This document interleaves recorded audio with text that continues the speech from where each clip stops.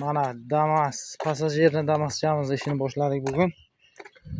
Buni Damas van qilib tayyorlaymiz.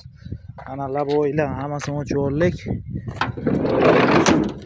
Mana eshiklarini ochib olib, mana bunaqa rezina shishani joyiga qo'yiladigan.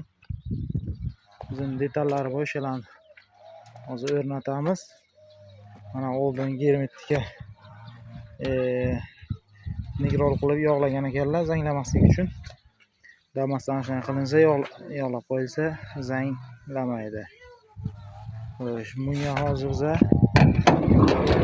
mana shu narsani o'rnatib